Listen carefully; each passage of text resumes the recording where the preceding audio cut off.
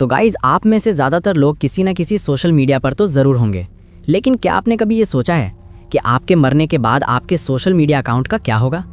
आजकल ऐसे अकाउंट्स बढ़ते ही जा रहे हैं जिन्हें लोग डेड अकाउंट कहते हैं। आपको लग सकता है कि ऐसे अकाउंट्स को कोई छेड़ता नहीं होगा, पर क्या आपको पूरा यकीन है कि ऐसा ही होता है? क्या हो अगर इससे कुछ बुरा हो जाए, जैसे उस अकाउंट के अंदर कोई भूत आ जाए? तो गाइज, आज का एनीमे इसी कॉन्सेप्ट पर आधारित है, जिसका नाम है डेड अकाउंट। तो चलिए देखते हैं कि इस मज़ेदार और डरावने एनीमे के अंदर ऐसा क्या होता है। यहाँ हमें एक लड़के से मिलते हैं, सोजी। वो बड़े मज़े से पुडिंग खा रहा होता है और साथ साथ अपने यूट्यूब अकाउंट पर अपनी नई वीडियो के व्यूज़ चेक कर रहा होता है।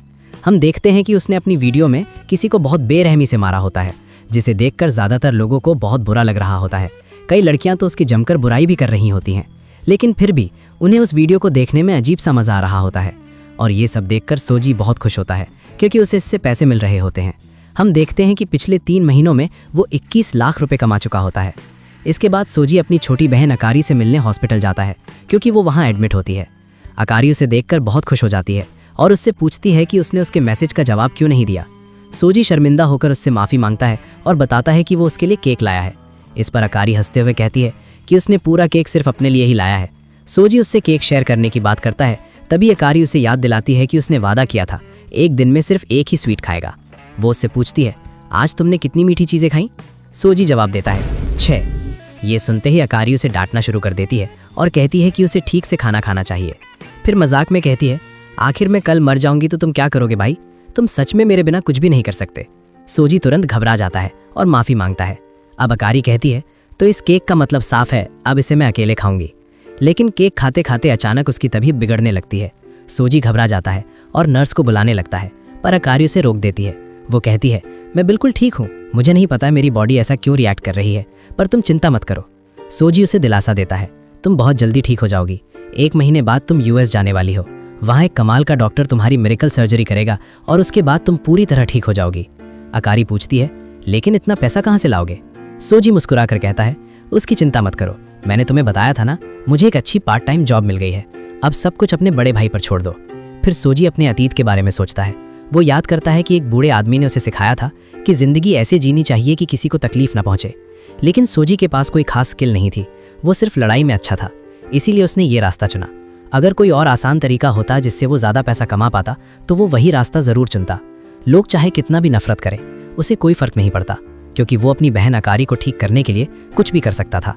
1 महीने बाद का सीन दिखाया जाता है। कुछ लोग सोजी के चैनल और अकाउंट के बारे में पूछ रहे होते हैं। तभी कोई बताता है कि सोजी रिटायर हो चुका है और उसने 1 महीने पहले ही अपना अकाउंट बंद कर दिया था। लोगों को लगता है कि शायद उसे मीडियम एकेडमी ले जाया गया है, जहां फ़ोन एडिक्टेड बच्चों को इकट्ठा करके टॉर्चर के जरिए ठीक किया जाता है। तभी हम देखते हैं कि उनके पीछे से एक लड़का हाथ में हथौड़ा लेकर कहीं जा रहा होता है। कट करके हम देखते हैं कि सोजी घर पर बैठा आराम से पुडिंग खा रहा होता है। वो पहले ही 13 पुडिंग खा चुका होता है। वो अकारी के बारे में सोच ही रहा होता है, तभी उसका मैसेज आ जाता है। अकारी बताती है कि वो भी बहुत सारी पुडिंग खा रही है और मजाक में उसे डांटती है। वो ये भी कहती है कि अब वो पूरी तरह ठीक हो गई है और बहुत जल्द वापस आएगी, क्योंकि मेरा भाई मेरे बिना कुछ नहीं कर सकता। ये पढ़कर सोजी बहुत खुश हो जाता है। रात को सोजी सो रहा होता है, तभी वही हथौड़े वाला लड़का उसके कमरे में घुसकर उस पर हमला कर देता है। सोजी चिल्लाता है, ये डॉज करना बंद करो बेवकूफ़, रुको तुम कौन हो? फिर वो खुद को संभालते हुए कहता है, माफ़ करना, मैं तुम्हें बेवकूफ़ नहीं कहना चाहता था, लेकिन ये इंपॉर्टेंट नहीं है, तुम मेरे घर में कैसे घुसे? वो लड़का कुकरू फेस सोजी पर हमला करना शुरू कर देता है। सोजी किसी तरह बच जाता है और इसी दौरान उसका फ़ोन दूर जाकर गिर जाता है। तभी कुकुरू सोजी को छोड़कर सीधे उसके फ़ोन पर हमला करना शुरू कर देता है, जिससे सोजी फ़ोन उठाकर वहाँ से भागने लगता है।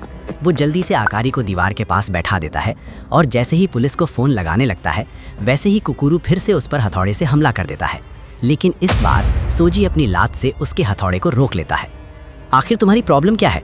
और हाँ, मैं तुम्हें सिर्फ सेल्फ डिफेंस में मारूंगा। इतना कहकर सोजी कुकुरू पर हमला करने लगता है, लेकिन उसका एक भी वार कुकुरू को छू तक नहीं पाता। कुकुरू फिर से सोजी के फ़ोन पर हमला करता है, पर सोजी किसी तरह अपने फ़ोन को बचा लेता है। तभी कुकुरू बोलता है, तो तुम ही हो ज़ाइनी शीरो, फेमस बैड यूट्यूबर और इन्फ्लुएंसर। मैंने तुम्हारी बहुत सारी वीडियो देखी हैं और वो सच में बहुत घटिया है। उन्हें देखते ही किसी को मार डालने का मन करता है। फिर वो खुद को रोकते हुए कहता है, सॉरी, मुझे तुम्हें ऐसा नहीं कहना चाहिए था, इसमें तुम्हारी कोई गलती नहीं है, असल में माफ़ी तो मुझे ही मांगनी चाहिए। फिर वो पूछता है, तो क्या तुम किसी ऐसे इंसान से जुड़े हो जिसे मैंने मारा है? सोजी जवाब देता है, मैंने ये सब पैसे के लिए किया था, मुझे पता है तुम मुझसे बहुत गुस्से में हो। अगर तुम मुझे मारना चाहते हो तो मैं तैयार हूँ, लेकिन प्लीज़ मेरे फ़ोन को मत तोड़ो, क्योंकि इस टाइम मैं अपनी सिस्टर से बात कर रहा हूँ जो मुझसे बहुत दूर है। अगर फ़ोन टूट गया तो मैं उससे बात नहीं कर पाऊंगा। लेकिन कुकुरू फिर से सोजी के फ़ोन पर हमला करता है और उसे छीनने की कोशिश करता है। सोजी चिल्लाता है, मैं तुम्हें मारना नहीं चाहता, मैं सिर्फ तुम्हें फ़ोन डिस्ट्रॉय करने से रोकना चाहता हूँ। क्या तुम पागल हो गए हो? मैंने अभी बताया कि मैं अपनी बहन से बात कर रहा हूँ। तभी कुकुरू ठंडे लहजे में कहता है, तुम्हें याद है ना, तुम्हारी बहन 1 महीने पहले मर चुकी है। सोजी गुस्से में चिल्लाता है, वो नहीं मरी है, और अगर मरी होती तो मुझे मैसेज कौन कर रहा है? ये मेरी बहन आकारी ही है और मुझे इस पर पूरा भरोसा है। तभी हमें 1 महीने पहले का सीन दिखाया जाता है। आकारी की तबीयत बहुत ज़्यादा ख़राब हो जाती है और आखिरकार उसकी मौत हो जाती है। सोजी इस सच्चाई को कभी एक्सेप्ट ही नहीं कर पाता। इसी वजह से वो उसके फ्यूनरल पर भी नहीं गया। वो मानने को तैयार ही नहीं था कि आकारी मर चुकी है। इसीलिए वो उसे रोज़ मैसेज करता रहा, उसे बताता रहा कि वो कितनी ज़्यादा पुडिंग खा रहा है। कई दिनों तक कोई जवाब नहीं आया, लेकिन फिर एक दिन आकारी का मैसेज आया और उसने बिल्कुल वैसे ही डांटा जैसे वो हमेशा करती थी। उसने स्कूल के पुराने किस्से भी सुनाए, ऐसी बातें जो सिर्फ आकारी ही जान सकती थी।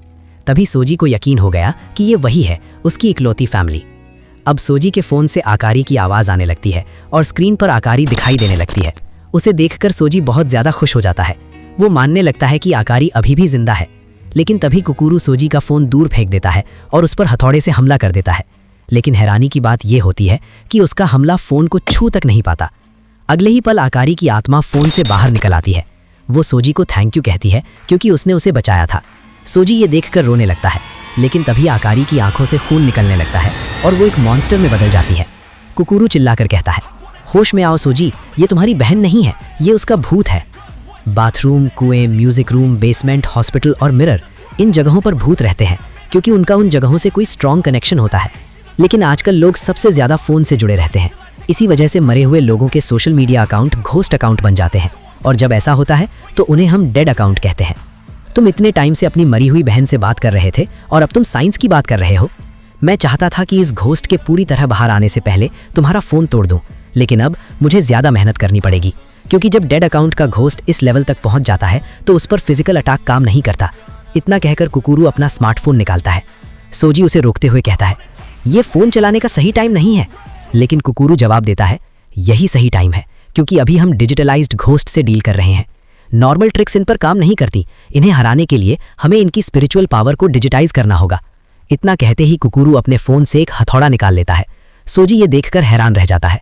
खुद कुकुरू को भी यकीन नहीं होता कि सोजी उसका हथौड़ा देख सकता है। उसे समझ आ जाता है कि सोजी के अंदर भी स्पिरिट पोटेंशियल है।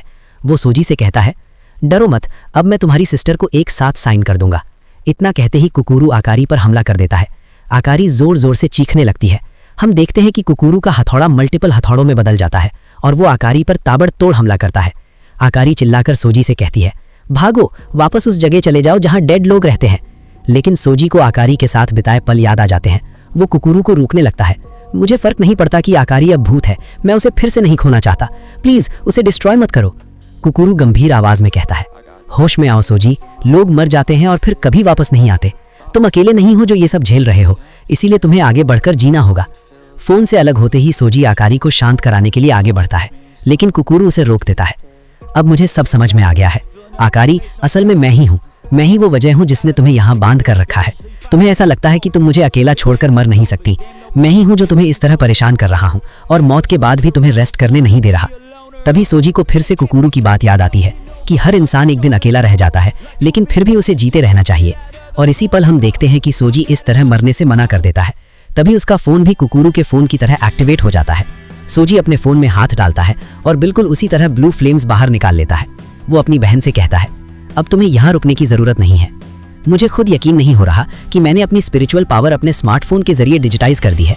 ये लड़का तो सिर्फ 11 घंटों में ही अवेकन हो गया। सोजी की ब्लू फ्लेम्स देखकर कुकुरू भी हैरान रह जाता है। सोजी आकारी से कहता है, अब तुम्हें यहाँ रहने की कोई ज़रूरत नहीं है। लेकिन आकारी सोजी की तरफ बढ़ने लगती है ताकि वो उसे अपने साथ ले जा सके।